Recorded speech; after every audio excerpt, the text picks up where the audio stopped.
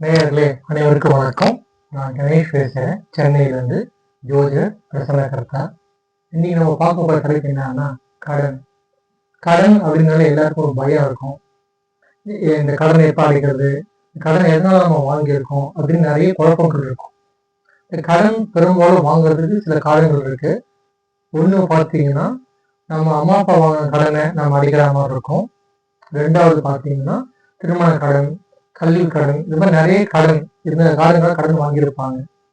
இந்த கடன் எதனால ஏற்படும், எப்ப வருது அப்படின்னு நிறைய பேருக்கு தெரியாது. இது உங்க ஜாதகத்தில் நீங்க பார்க்கலாம். எப்படி பார்க்கலாம்னா, உங்க ஜாதகத்துல கேது நிற்கிற ராசிக்கு எப்பெல்லாம் கோச்சார குரு இந்த சுக்கரன் பயணம் பண்றாரோ அப்போ நீங்க கடன் வாங்குறதுக்கான சூழல் வரும். இந்த நேரத்துல பாத்தீங்கன்னா நீங்க கடன் வாங்குறது ஒரு காரணத்துக்காக இருக்கும். ஆனா அதெல்லாம் வேற ஒரு காரணத்துக்காக கடன்லாம் விரயம் ஆயிடும். ஸோ உங்க திட்டங்கள் எல்லாமே பாழாயிடும். அதனால நீங்க உங்க ஜாதகத்துல எப்போ இந்த கடன் ஏற்படுங்கிறத பார்க்கலாம். ரெண்டாவது, நான் சொல்ற கிரகங்கள் சேர்க்கை இருக்கான்னு பாருங்க. இது இருந்துச்சுன்னா இந்த கிரக அமைப்புகளே உங்களுக்கு பெரும்பாலும் கடன் ஏற்படுறதுக்கான சூழல் உருவாக்கும். இந்த முதல் சேர்க்கை பார்த்தீங்கன்னா குருவும் கேதுவும் இது இருந்தா பெரும்பாலும் கடன் வாங்குறதுக்கு உங்களுக்கு தோணும்.